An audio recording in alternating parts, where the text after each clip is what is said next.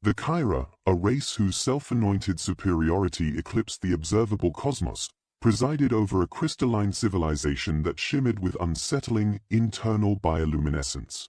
Their aerial cities, suspended by sheer quantum manipulation, floated above the noxious, unseen strata of their homeworld. Having mapped the labyrinthine architecture of quantum mechanics before lesser species achieved the decimal system, they regarded faster-than-light travel as a triviality, a simplistic parlor trick.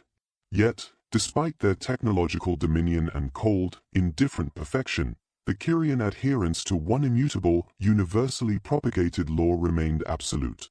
Don't wake the humans. Initially, the humans seemed unimposing, little more than flabby, fragile biological envelopes that had barely clawed their way to rudimentary interstellar traversal before their great, voluntary withdrawal. Galactic folklore maintained they had retreated into collective cryogenic slumber, during a self-inflicted third global conflict, depleted by the exhaustion of their terrestrial resources. Massive, drifting sarcophagus-ships, Lovecraftian, now traversed the void, their occupants suspended in an engineered stillness maintained by ancient, automated intelligences. The true genesis of the universal directive remained a disturbing enigma, yet the command, translated into every guttural, vibrational, and psychokinetic tongue, was unflinching: let them sleep.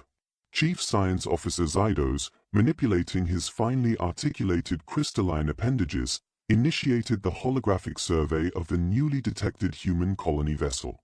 The crew maintained the mandated, reverential radius. The ship was a derelict, a temporal ruin against the backdrop of Kyrian temporal engineering, yet its sheer antiquity caused Zydos's internal matrices to resonate with a discordant, sickening frequency. Fascinating, groggy creatures, he whispered, his voice an echo within his hardened structure. They present such a benign, vulnerable stillness.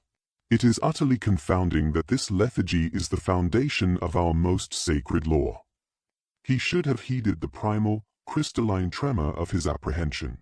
The operation was logged as a routine passive scan, a detail Zydos would repeat to the emergency council, his iridescent crystalline shell flushed with institutional disgrace. It was meant to be a simple, non-invasive spectral analysis of the hull's composition. However, junior researcher FYN, an entity whose arrogance was matched only by their top academic merits, harbored a dangerous fixation on the archaic nature of human metabolism. Prior thermometric scans had already registered an impossible efficiency within the cryogenic stasis fields, a thermodynamic anomaly that mocked Kyrian scientific orthodoxy. A minuscule probe only, FYN insisted, their crystalline matrix shuddering with uncontrolled intellectual zeal. We will not even breach the containment field. Imagine the epistemological yield. Zydos did not object strongly enough. The moment they introduced the probe's quantum signature, something fundamental fractured. The ancient human vessel, inert for epochs, abruptly thrummed to life. Warning signals blazed across their research vessel's monitors. What, by the first light, did you initiate? Zydos's voice crackled with panic, his usually melodious tones shattering into discordant frequencies, visceral. Nothing. I merely. The probe's quantum signature must have resonated with their cryogenic field. FYN's form had lost all its luster, turning nearly transparent with fear. On the primary view screen, activation sequences cascaded through the stasis pods, which illuminated one by one like stars igniting across an empty canvas. Thousands of them. The ship's internal chronometers, far from being primitive, executed a flawless awakening sequence that surpassed the cognitive limits of the Kyra sensors. Emergency transmission to high command.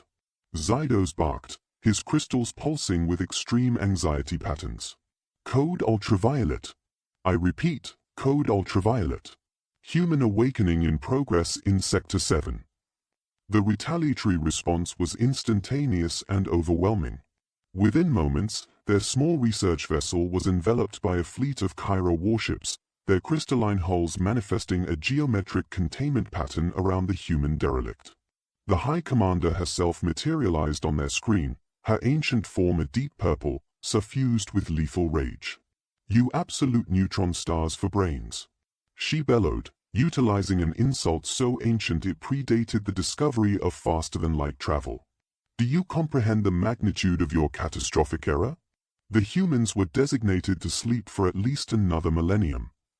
High Commander, Zydos began, his voice barely audible. Perhaps we could reinitiate the stasis cycle. An automated alert silenced him. The human ship was rapidly powering its engines, ancient propulsion systems screaming into terrifying efficiency, while the Kyra scans detected coherent, powerful brain wave patterns indicating the occupants were not just awake, they were profoundly, dangerously angry. It is too late, the High Commander's voice dissolved into a funereal whisper. They are awake. May the First Light have mercy on us all. In the subsequent moments of institutional chaos, while emergency protocols were enacted and evacuation vectors calculated, F1 turned to Zydos with an expression of pure, diluted terror and delivered the understatement of the millennium. I don't suppose this incident will significantly enhance my performance review. The human ship's communication array abruptly broadcast on all available frequencies in a language utterly foreign to the modern age. The message was concise, unnervingly clear, and destined to become infamous throughout the galaxy. Who dares disturb our slumber? The Kyra Diplomatic Corps prided itself on navigating first contact scenarios with unfailing, impeccable grace. They had arbitrated galactic wars, averted multiple genocides, and once successfully persuaded a hostile hive mind not to convert an entire spiral arm into decorative paper clips. Yet, nothing in their extensive training had prepared them for the sheer, visceral difficulty of dealing with billions of profoundly grumpy humans, rudely yanked from their deep cosmic nap. Ambassador Crystal, a designation chosen explicitly because humans allegedly appreciated literal, shining nomenclature, led the delegation. Her form was polished to mirror perfection, refracting incident light into patterns conforming to 16 different interspecies beauty standards. Remember the protocol, she briefed her team, her voice a low, soothing chime. We must be diplomatic, we must be respectful, and above all, we must be profoundly, continuously apologetic. We have trespassed on their rest. How catastrophic could the psychological fallout actually be? The operational assessment, as subsequent events demonstrated, was catastrophically incorrect. It was very bad indeed. The human ship, in a gesture the diplomatic team naively interpreted as positive, allowed them to dock. This was an error of judgment. The moment they floated through the airlock, they were confronted by a cohort of humans still clad in disheveled sleeping attire, clutching crude porcelain mugs containing a dark, volatile substance their sensors immediately classified as coffee, a potential, high-yield chemical weapon.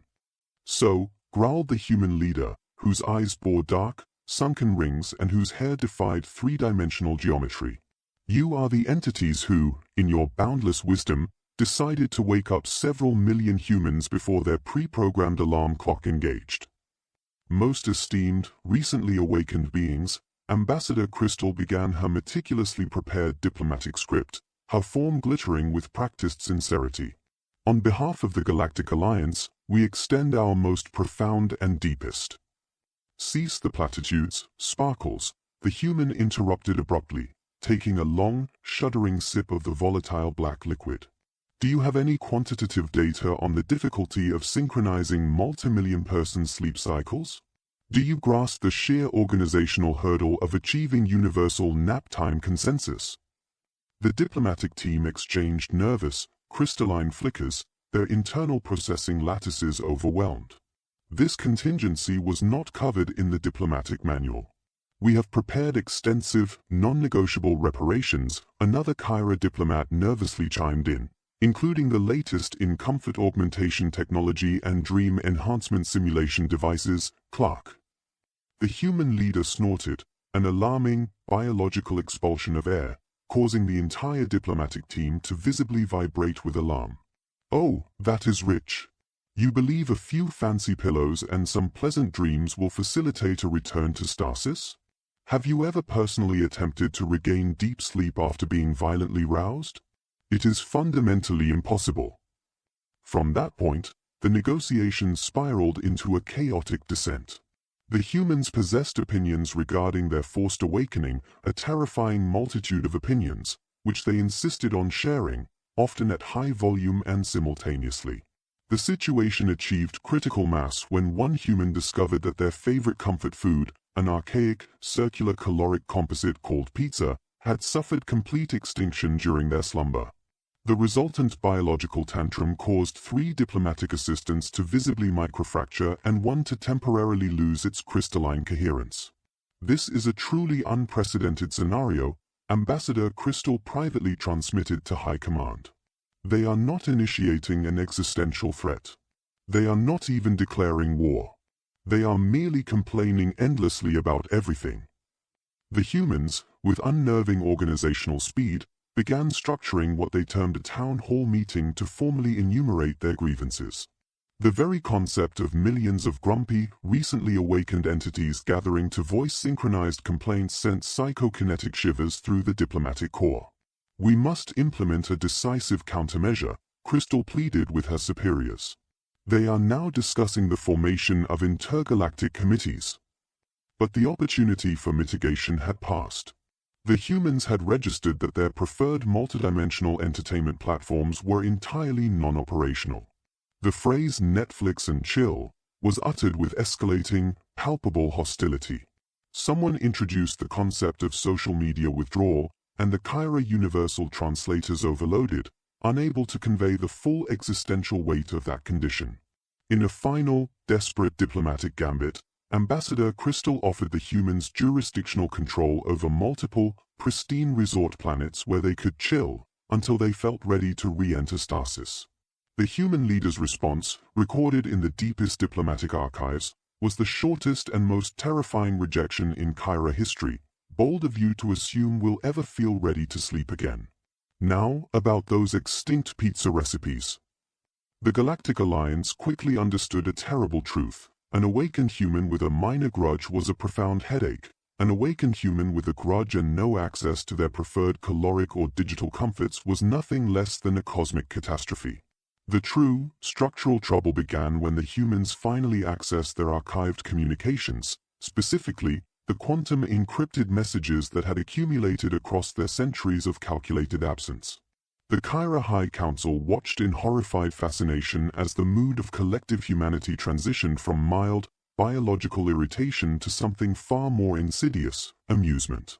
Allow me to clarify this institutional misconception, the human leader stated, now on their 15th cup of the dark stimulant, addressing the emergency session of the Galactic Alliance.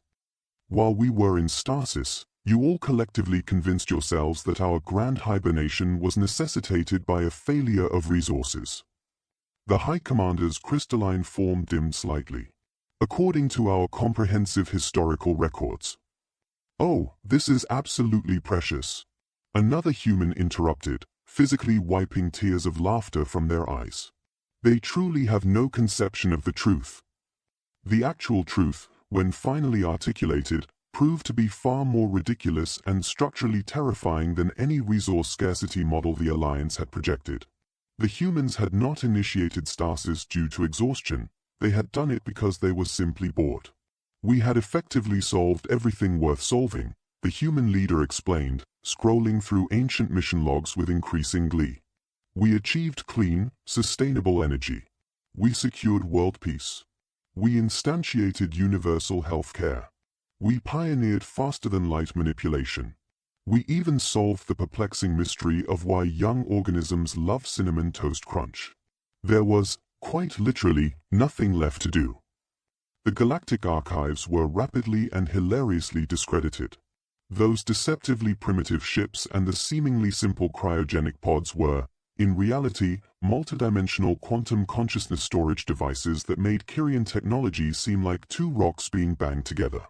The humans had not been sleeping, they had been running universe-scale simulations, processing quantum calculations that would cause a supercomputer to weep, and apparently binge-watching every possible variation of reality TV that could ever exist across manifold realities.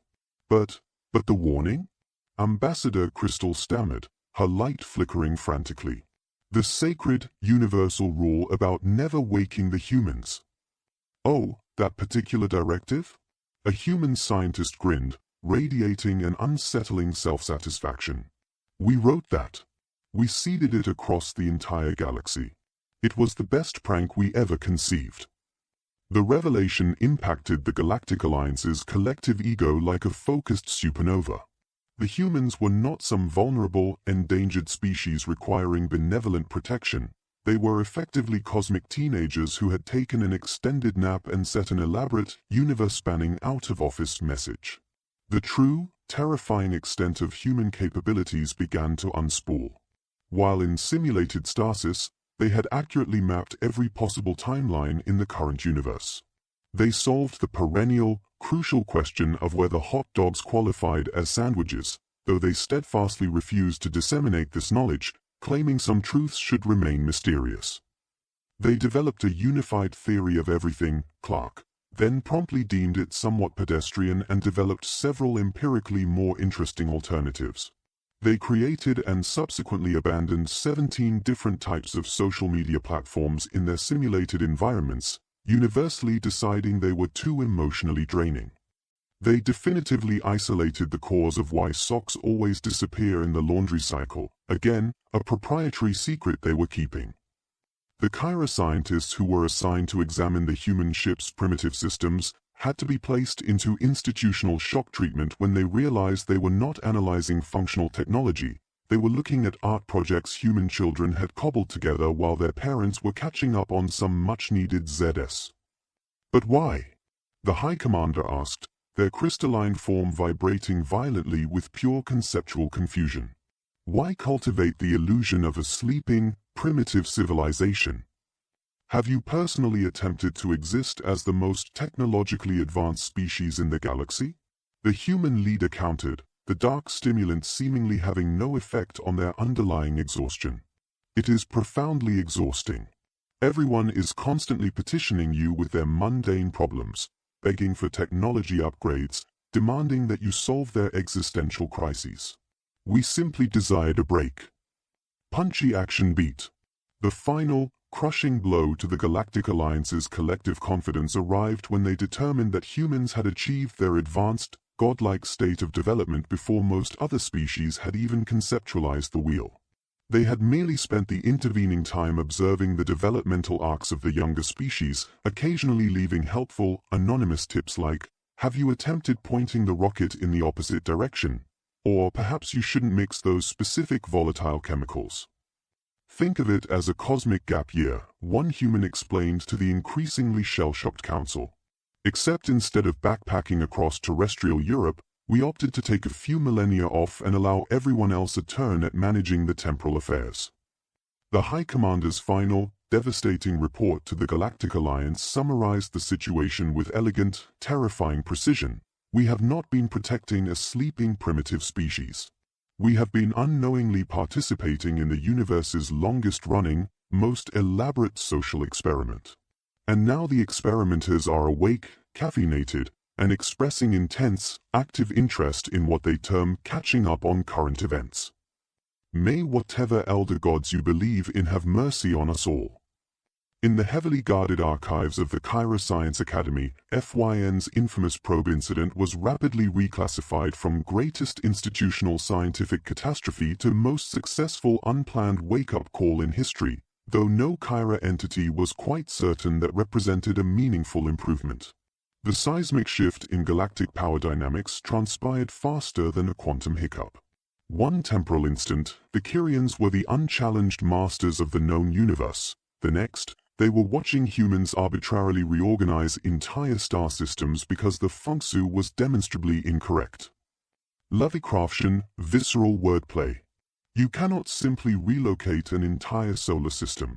High Commander Christus protested, their form flickering with acute distress as they watched the humans casually orchestrate the movement of celestial bodies. "Observe us," replied the human leader, who was now sporting a bathrobe and neon-pink bunny slippers while managing the movement of entire star clusters via a tablet device.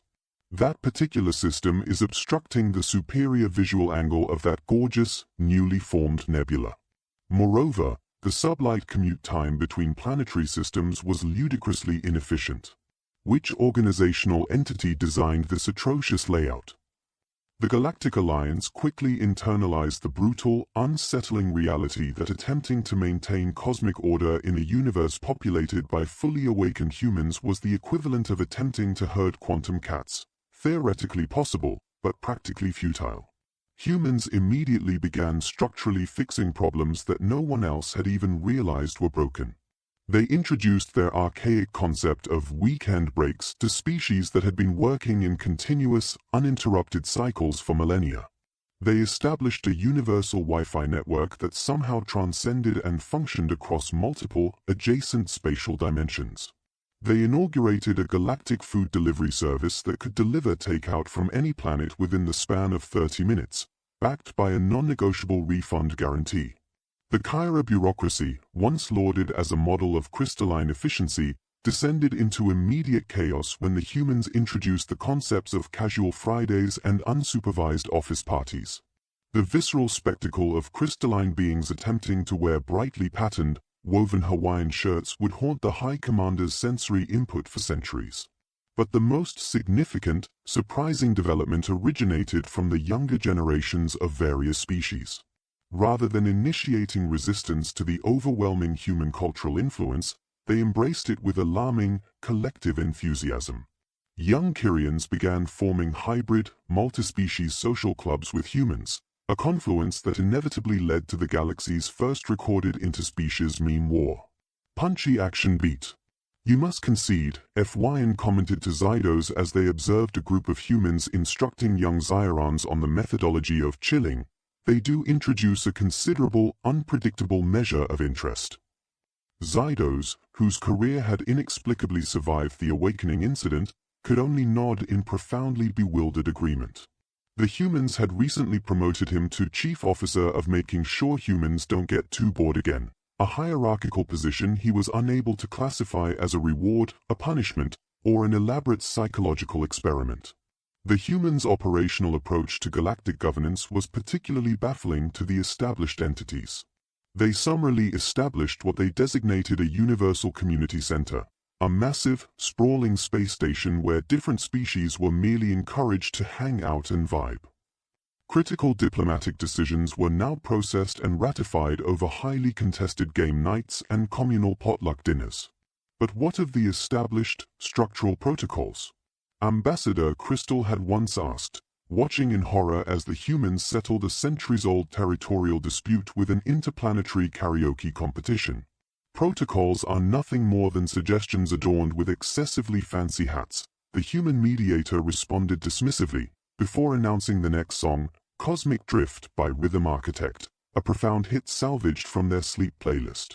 Even the dreaded Void Spawn, a species universally feared for millennia, proved surprisingly amenable after humans introduced them to the terrestrial concepts of hot chocolate and bubble wrap. We were never truly malevolent, their massive hive mind explained telepathically.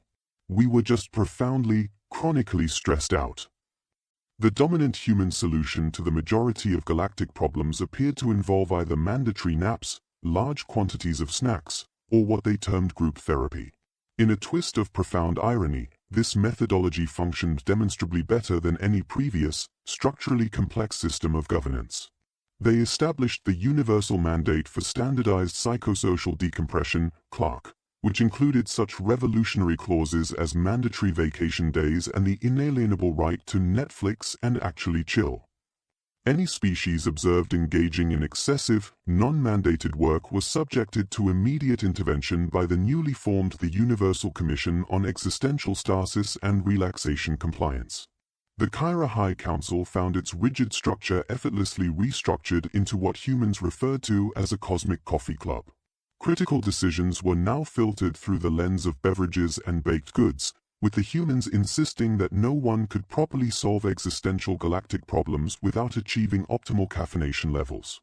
Do you know the fundamental issue with your civilization? A human explained patiently to a group of bewildered council members. Too much crystalline rigidity, not enough flow. You need to learn to passively drift with the gravitational waves, dudes. Perhaps the most stunning development was the spontaneous formation of the Interspecies Relaxation Coalition. Young Kyrians, void spawn entities, and dozens of other formerly disparate species joined humans in their relentless pursuit of the perfect work-life balance equilibrium. The universe had never been more functionally productive, largely because every single entity had finally learned the crucial necessity of taking a legitimate break. As Zydos observed a human instructing a group of young Kyrian how to manufacture s'mores using controlled plasma reactors, he registered the profound realization that waking the humans had not been a structural catastrophe after all. It was more analogous to hitting the universal reset button. Profoundly chaotic, certainly, but in an undeniably, strangely refreshing way. Chief Officer of Keeping Things Interesting. A human called out to him. We are about to initiate the first annual Galactic Games night. Would you care to participate? We are playing Monopoly Universal Edition. We modified the parameters to include actual, relocatable solar systems. Zydos's crystalline form sparkled with an enigmatic mixture of existential resignation and genuine amusement. These days, classifying his internal state was becoming increasingly difficult. Why not? He replied, accepting the challenge. It is entirely implausible that the universe could become any more genuinely bizarre. The human leader grinned, a fleshy, unsettling stretch of biological tissue. Oh, just wait until we introduce you to the complex, emotionally devastating challenge of karaoke. 6 cycles after the Great Awakening, or the universal snooze button incident as the humans insisted on officially designating it, the galaxy had been fundamentally restructured into something unprecedented and vibrant. The Kyra archive struggled to catalog the rapid cultural and technological paradigm shifts, eventually giving up and initiating a multidimensional blog instead, a format the humans assured them was far more on brand. The integration of species produced a sequence of truly memorable, bizarre moments. The Void Spawn, once a terrifying menace feared across the galaxy, had become surprisingly successful meditation instructors. Their natural, inherent ability to induce acute existential dread was apparently the perfect catalyst for helping other entities achieve profound inner peace. Nothing assists one in appreciating temporary existence like a being from the void asking you penetrating questions about your long-term career goals, became a common interspecies adage. The Zyrons discovered that their crystalline structures made them exceptionally well-suited for what humans termed mood lighting. Young Zyrons soon initiated the opening of trendy, highly exclusive space lounges, utilizing their internal bioluminescence to curate the perfect, chill atmosphere. The most popular venue, Quantum Haze, possessed a 3-century waiting list. But cultural integration was not without its structural hiccups. The inaugural interspecies Olympic Games were postponed indefinitely when it was determined that the high jump event provided an unfair advantage to species that could instinctively manipulate gravity fields. The synchronized swimming competition was immediately scrapped after humans introduced the baffling concept of pool noodles to aquatic civilizations who interpreted the name with unnerving, fleshy literalism. The universal education system underwent a complete, necessary overhaul. History class became a particularly interesting, self-reflective subject. Today's topic, why the human species pretended to sleep for centuries. The prevailing theory is that they were fatigued. No, the updated truth is they were fatigued of us. That institutional assessment is statistically fair. The Galactic Senate officially transitioned into something designated a town hall hangout, replete with oversized, beanbag recliners and an endless supply of calorically dense snacks. The only non-negotiable rule was, no discussing political infrastructure without pizza.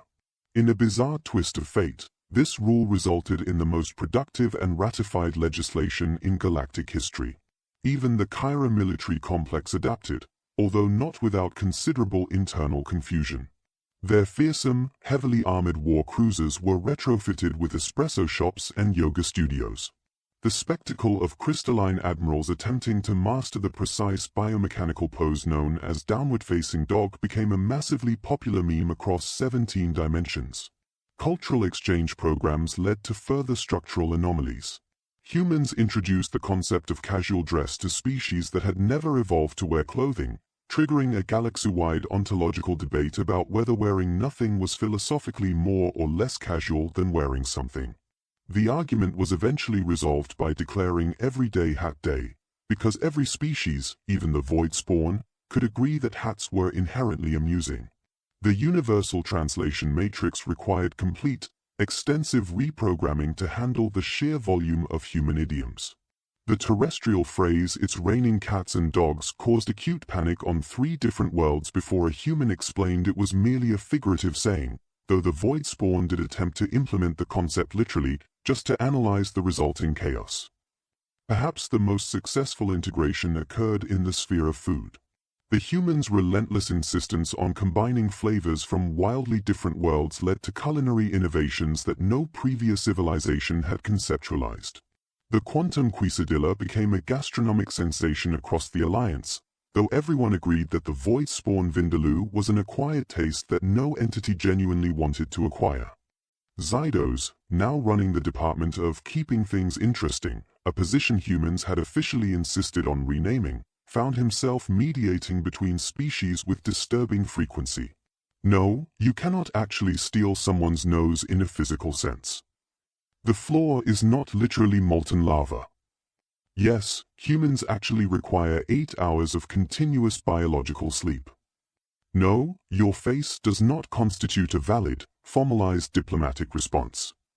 But despite the pervasive, delightful chaos, or perhaps precisely because of it, the galaxy was thriving. Different species were not merely coexisting, they were genuinely enjoying the novelty of each other's company. The particular human brand of organized, unpredictable chaos had inadvertently created a more harmonious, vibrant universe than any amount of careful, crystalline planning ever could.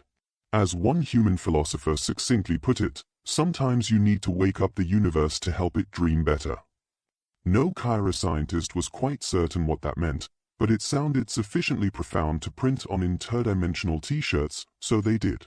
One cycle after the Great Awakening, the Galactic Alliance convened for its mandatory annual review. The meeting room, now equipped with supremely comfortable recliners and an endless supply of non-negotiable human snacks, vibrated not with institutional protocol, but with genuine conversation and the light, crystalline chimes of laughter. High Commander Sistos stood at the central podium, their form glittering with an expression that was half amusement, half sheer bewilderment. Looking back, they stated, we spent millennia enforcing a rule we fundamentally failed to understand: don't wake the humans. It is now apparent that they were never truly sleeping. They were merely taking an extended sabbatical from babysitting the entire galaxy. The human leader, still clad in their signature bathrobe, which had now been officially designated the diplomatic uniform across 3 sectors, raised their coffee mug in a casual gesture of acknowledgement. In our collective defense, you all were performing acceptably. Mostly. Excluding that minor existential crisis involving the void spawn. We have officially registered our regrets regarding that incident. The void spawn representative mumbled a low, resonant acceptance, adjusting their recently adopted, highly prized comfort scarf. But as the review progressed, Zydos's internal logic gates flagged a subtle anomaly. The humans were beginning to yawn. Not a singular individual, but all of them, simultaneously. His scientific curiosity, the very reckless impulse that had initiated this entire upheaval, tingled with renewed, disturbing vigor. Are the essential biometrics stable? He asked the human leader, who was blinking at an unacceptably slow, lethargic rate. Oh, absolutely, they responded, stifling another wide yawn. It's merely, you understand, when one takes a truly extensive, long-duration nap and then remains awake for a significant temporal period, one inevitably becomes tired again. The room fell into an immediate, deafening silence. Every crystalline being in attendance vibrated with sudden, profound understanding and existential horror. You are not suggesting, Ambassador Crystal began, her voice cracking. Yeah, the human leader stretched lazily, their arms extending across a significant volume of space. We are thinking it is definitively time for another nap. You all appear to have the institutional affairs under acceptable control now, mostly. Punchy action beat. But, the High Commander sputtered, their form flickering violently in an uncontrolled pattern of panic. You cannot simply regress to stasis immediately. Observe us now, the human leader grinned, their eyes glinting with a mischievous, terrifying intelligence. Do not worry, we have left comprehensive instructions this time. Actual, functionally useful instructions. Not just that elaborate, self-serving prank about not waking us up. Although, they paused, looking around the room with a sudden, final mischievous glint, maybe we should keep that original rule too, you know, for old time's sake. And so, in the ultimate, dizzying demonstration of cosmic irony, the galaxy found itself preparing, with full, cooperative participation, for another human hibernation, a mandatory event that would become officially catalogued as the Great Universal Snooze sequel. As Zydos observed the humans making preparations for their next great, century-spanning nap, he found himself appreciating the sheer, sublime absurdity of the entire affair. The one universal law the galaxy had obeyed for so long was about to become acutely relevant again, but for an entirely new, structurally terrifying set of reasons. At least, he mused privately to his internal self, his crystalline form twinkling with a suppressed, highly illegal pattern of laughter. They ensured we were taught the intricate process of making functional coffee before deciding to check out again.